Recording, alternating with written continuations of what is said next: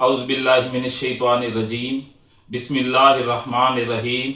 Lawyers TV Lord's के platform पर तमाम दोस्तों को खुश आमदीद। आज का जो हमारा टॉपिक है वो पाकिस्तान में, पूरे पाकिस्तान में ये मसला लोगों को दरपेश होता है। इसके बारे में आज हम समझने की कोशिश करेंगे। ये टॉपिक तो कॉमन सा है, आम फहम सी बातें हैं, लेकिन आपके मालूमात में इजाफे का सबब बनेगा।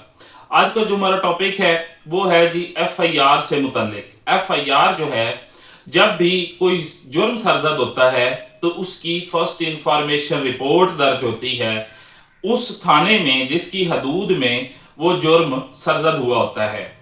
FIR के बारे में आज हम समझेंगे कि अगर FIR नहीं होती तो उसके अलावा उस बंदे के पास कौन कौन सी रेमेडीज अवेलेबल हैं जिनको वो अपना इख्तियार करते हुए अपनी FIR दर्ज करवा सकता है। इसके अलावा क्या FIR कानूनी तौर पर ज़रूरी होती है, इसके अलावा भी कोई ऑप्शन होता है, ये भी हम डिस्कस करेंगे। और इसके साथ साथ जब कोई वक़ूआ सरजद हो तो उसके लिए FIR दर्ज करवाने के लिए क्या क्या चीज़ें जो हैं वो अपने जहन में रखनी चाहिए।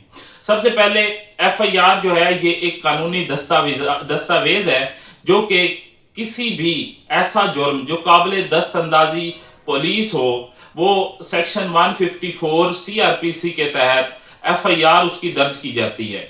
ये FIR के हवाले से हाई कोर्ट और सुप्रीम कोर्ट मुतअद्दिद बार अपनी साइटेशन जजमेंट्स में ये तनबीह कर चुकी है कि जब भी कोई ऐसा जुर्म सरजद हो जो काबिल दस्तअंदाजी पुलिस हो तो पुलिस उसकी FIR दर्ज करने की कानूनन पाबंद है। और हाई कोर्ट्स और सुप्रीम कोर्ट्स ने काफी दफा इसके अहकामात सादर फरमाए हैं कि विदाउट एनी डिले फौरन SHO कंसर्न जो है वो उसकी FIR दर्ज करे, बगैर कोई हीले बहाने किए, बगैर उसको जो है वो पोस्टपोन किए, डिले किए। तो असल में बेसिकली ये कानूनन जो है वो बाइंडिंग होती है पुलिस पर कि जब भी उनके पास कोई ऐसी इंफॉर्मेशन आए जो काबिल दस्तअंदाजी पुलिस हो, अगर ना हो तो वो 155 के तहत उसका भी रिपोर्ट दर्ज करना जरूरी होती है। लेकिन चूंकि आज हम FIR के हवाले से समझने की कोशिश कर रहे हैं तो FIR से मुतल्लिक की बात करेंगे। FIR अब आते हैं जी, ये आपने समझ लिया कि ये कानूनी दस्तावेज है और पुलिस पाबंद है। जब भी कोई जुर्म सरजद होता है तो आपने कंसर्न जो पुलिस स्टेशन है, नियरेस्ट जो भी पुलिस स्टेशन है, वहां पर फौरी तौर पे जाना है और पुलिस को अपना ज़बानी बयान देना है कि ये फलां फलां जुर्म इस वक्त इस तारीख को ये वक़ूआ सरजद हुआ। जिसको देखा उसने अगर खुद विटनेस किया है तो खुद बताए, अगर वो मुदई जो है वो कोई भी बंदा बन सकता है। ये बात अपने जहन में रख लें कि जरूरी नहीं है कि उसका रिश्तेदार, उसका कजन, उसका फैमिली मेंबर ही जिस बंदे के साथ कोई जुर्म सरजद हुआ है वो जरूरी नहीं कि उसका कोई कजन, कोई करीबी रिलेटिव बने, बल्कि कोई भी बंदा, एनीवन, कोई भी बंदा उसकी FIR दर्ज करवा सकता है किसी भी जुर्म की जो उसने विटनेस की हो या उसके इल्म में हो। तो कोई भी बंदा FIR दर्ज करवा सकता है। अगर कोई वक़ूआ सरजद होता है तो आपने करीबी कंसर्न जो भी उसका जुरिस्डिक्शन जिस थाने की है वहां उस थाने में जाकर आपने पुलिस को अपना ज़बानी बयान देना है। पुलिस उसको अपनी हैंड रिटन शेप में लिखेगी और फौरन बगैर किसी डिले के FIR दर्ज करेगी। ये बात आपने ज़हन में रखनी है। वक़ूए की तारीख, वक़ूए की जो है टाइम और वक़ूए के सराउंडिंग जो विटनेसेस हैं वो भी दो कम विटनेस जो हैं वो हमारी एक प्रैक्टिस बन चुकी है। वैसे तो कानूनन जो है वो जरूरी नहीं है, लेकिन हमारी प्रैक्टिस यही है कि 2 विटनेस कम अज कम हम जो है अपनी FIR में लाजमी लिखवाते हैं। तो ये तरीकाकार था। पुलिस, आप ज़बानी बयान देंगे, पुलिस उसको अपना हैंड रिटन शेप में लाएगी और वो FIR दर्ज करेगी 154 CRPC के तहत। अब आते हैं, अगर पुलिस FIR दर्ज नहीं करती तो आपके पास क्या रेमेडी। आपने बिल्कुल परेशान नहीं होना, इसके बाद आपके पास रेमेडी है। आप जब पुलिस को दरखास्त देंगे वो 154 CRPC सेक्शन के तहत आपने अपनी दरखास्त दे दी FIR के लिए, آج کل چونکہ کمپیوٹر سیکشن بنے ہوئے ہیں ہر تھانے کے اندر، تو آپ کو ایک ریسپٹ ملے گی، رسید ملے گی، جس کے اوپر لکھا ہوگا کہ یہ فلاں تفتیشی کو اپلیکیشن مارک کر دی گئی ہے اور یہ جرم سے متعلق یہ درخواست ہمیں جمع کروائی گئی ہے، وہ رسید آپ نے سنبھال کے رکھنی ہے۔ اس کے بعد اگر وہاں پہ ایف آئی آر درج نہیں ہوتی تو آپ نے 154 سی آر پی سی کے سیکشن 3 کے تحت اس کے بالا افسر کو آپ ایس پی انویسٹیگیشن کو اپلیکیشن دیں گے کہ یہ ہمارا جرم جو ہے قابل دست اندازی پولیس جرم سرزد ہوا ہے، لیکن ایس ایچ او اس کی ایف آئی آر درج نہیں کر رہا، تو وہ افسر اس کو ایف آئی آر کو درج کروانے کا پابند ہے اور وہ کنسرنڈ ایس ایچ او کو حکم دے گا کہ ایف آئی آر درج کرے۔ تو یہ 153 کے سیکشن کے تحت آپ چلے گئے۔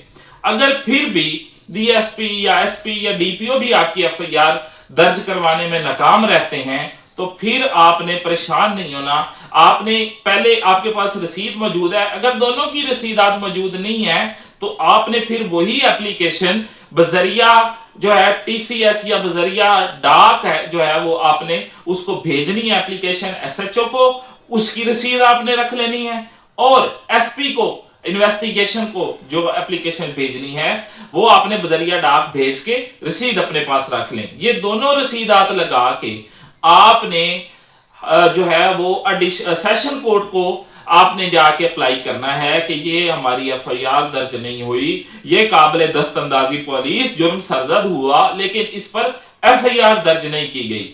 تو جو عدالت ہے وہ جسٹس آف پیس کی عدالت ہوگی اس وقت جب آپ ان کو سیشن جج کو اپلیکیشن گزاریں گے۔ وہ ریٹ جو ہے وہ کون سی سیکشن کے تحت ہوتی ہے؟ وہ ہوتی ہے جی 22A اور 22B سی آر پی سی۔ اس کے تحت آپ ریٹ عدالت میں دائر کریں گے، ریٹ فائل کریں گے، جو عدالت ہوگی وہ فوراً ایس پی کنسرن سے رپورٹ مانگے گی اور رپورٹ مانگنے کے بعد اس پر فیصلہ کر دے گی۔ اس میں زیادہ تاخیر نہیں ہوتی، عدالتیں ایک آدھی پیشی میں یہ فیصلہ کر دیتی ہیں۔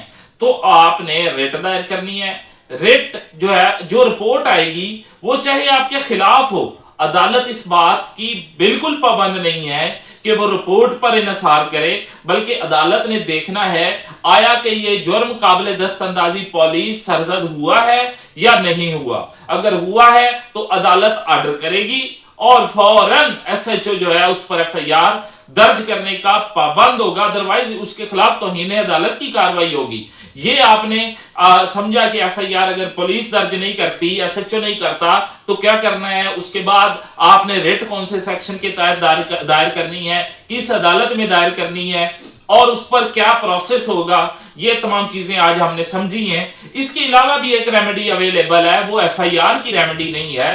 ایف آئی آر چونکہ آپ یہ بات سمجھ لیں کہ ایف آئی آر جو درج ہوتی ہے وہ ایک سمجھیں کہ آپ نے فرسٹ انفارمیشن رپورٹ دی، اس کے بعد پولیس نے ایویڈنس اکٹھی کرنی ہے، دوران تفتیش وہ تمام ایویڈنسز اکٹھی کر کے چالان کی شیپ میں عدالت میں سبمٹ کروا دینی ہے، تو عدالت اس پر پھر فیصلہ کرتی ہے سزا کا یا بری کا۔